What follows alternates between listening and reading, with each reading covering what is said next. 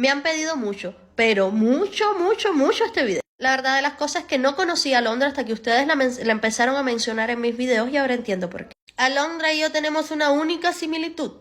Ambas somos cubanas. Y múltiples diferencias. Alondra se autodefine como de izquierda y progresista, y yo prefiero pensar que soy de derecha más liberal. Alondra es una niña privilegiada que gracias a su mami salió de Cuba para tener una mejor vida, con apenas 13 años de edad.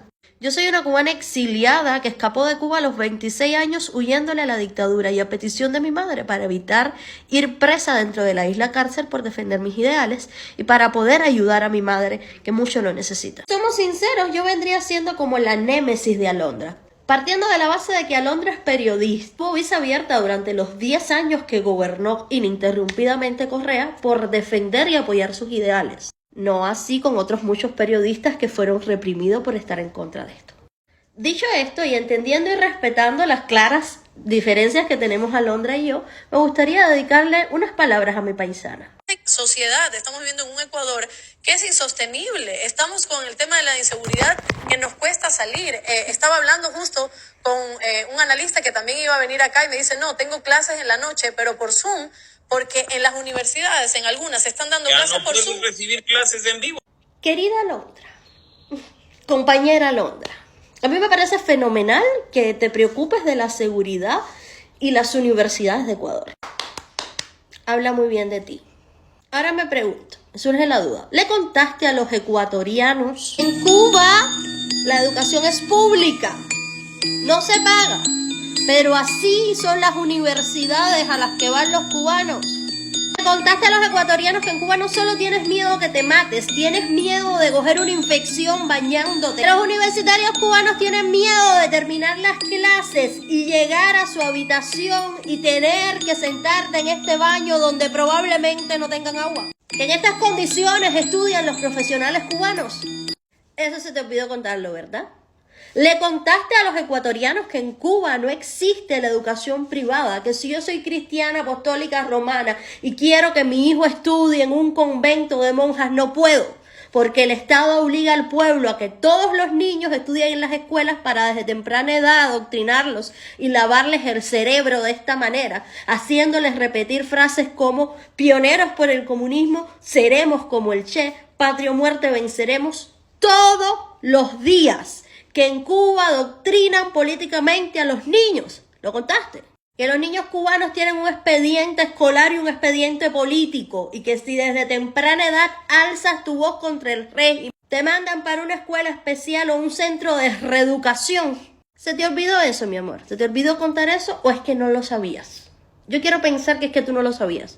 Veo mucha gente haciendo deporte, veo muchos niños en la calle que están jugando fútbol. Querida Alondra, te lo presento. Es un niño cubano que fue viral en redes sociales porque no tenía zapatos para ir a la escuela. Y por supuesto que para jugar fútbol, menos. ¿No te da pena alzar la voz por los niños del Ecuador y quedarte callada y ser cómplice de la tiranía castrista que genera este nivel de miseria y pobreza dentro de tu país natal? Los niños cubanos que no tienen comida para llevarse a la boca y se acuestan con un vaso de agua con azúcar en el estómago, ¿esos no te duelen? No. Y que les dice, bueno, no hay apoyo. Y que no hay, y que solo vamos a hablar de infraestructuras, pero no vamos a hablar de la capacidad y la formación que necesitan los entrenadores, de los deportistas. Y es como, ¿y ahora qué hago? Esto es demasiado. Se tienen que ir del país. Y se tienen que ir del país a hacer patria en otro lado. Entonces, de nuevo, déjame calmarme porque me voy alterando. A mí me parece fenomenal que a ti te preocupen los deportistas de Ecuador. Que te preocupe que los deportistas de Ecuador tengan que ir a hacer patria a otro lado porque en su patria no tienen los medios. Ahora, lo que sí me imagino es que también le cuentas al pueblo de Ecuador que los deportistas cubanos, incluso pasando hambre, se esfuerzan por ser de talla internacional. A pesar de que si van a competir a un panamericano, por poner un ejemplo, la dictadura se queda con el 90% de sus ganancias y les entrega menos del 10%. Pero no importa, ellos de igual manera se siguen esforzando en ser deportistas de talla internacional para tener la oportunidad de a través del deporte escapar de la dictadura cubana. Imagino que a ti te duela que los deportistas cubanos tengan que emigrar para hacer patria en otros países porque en Cuba la dictadura no valora ni siquiera a los deportistas. Está corriendo en una ciudadela privada. Yo también corro en una ciudadela privada. Yo tengo privilegio y tampoco se me ocurriría decirle a la gente, vayan a hacer ejercicio por salud mental. No le dices eso a la gente, pero tampoco le dices a la gente que en Cuba hay una dictadura del Partido Comunista, que genera una pobreza extrema. El 90% de los cubanos no tiene ningún privilegio. Privilegio solo tiene el 10% que trabaja para el Estado. No le dices a la gente que la dictadura cubana reprime a damas de blanco, que son madres de presos políticos cuyo único delito, en muchísimos casos, como el ejemplo de Luis Robles, es salir a la calle con un letrero a pedir libertad. No le dices a la gente que el socialismo del siglo XXI que tú promueves, ese que sale, que surge de la narcodictadura castrista, hace que en Cuba existan. ¿No te he visto comentando que en Cuba el 11 de julio salieron los cubanos masivamente a las calles a pedir libertad y cese del comunismo y socialismo porque tenían hambre?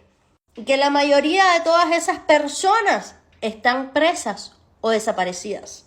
Hablas de Cuba, de la medicina cubana, de la solidaridad de los médicos cubanos con los pueblos hermanos. Pero no le dices a la gente que en Cuba los hospitales están en estas condiciones, que no hay médicos ni medicinas, porque no te conviene decir que el socialismo 50 años después en Cuba lo que ha generado es pobreza y miseria humana. Que no conforme con haber destruido y dejado en ruinas un país que alguna vez fue una potencia mundial, ahora pretenden exportarlo a los hermanos latinoamericanos a través de las guerrillas y el... No dices que dentro de Cuba está la cabeza pensante que mueve los tentáculos socialistas por el resto de América Latina. ¿Y por qué, Alondra? ¿Por qué no lo dices? Mi primera cita con Rafael Correa. Oiga, ¿si habrá más citas? Por supuesto, todas las que usted quiera. No más preguntas, señor juez. ¿Me queda claro? Pero como yo no represento los intereses de un político tan corrupto, como a mí no me paga nadie por mantener una línea editorial, les mando un mensaje a mis hermanos ecuatorianos. No se dejen engañar. El comunismo y el socialismo, la misma, pero con diferente olor. No funciona, nunca ha funcionado y jamás funcionará, ni en el siglo XX, ni en el siglo XXI, ni en el siglo XXIII. Son una máquina de generar miseria humana, de entregar gratuidades para que te vuelvas estado dependiente y necesites del Estado para vivir. Ustedes tienen la libertad de decir lo que piensan abiertamente, de comerciar abiertamente, de generar empleos, emprendimientos. No la pierdan por un grupo de resentidos que con un discurso romántico vienen a endulzarte el oído diciéndote lo que saben que tú quieres escuchar, pero que en el fondo nunca te van a dar. ¿Quieres ver la verdadera cara de un comunista?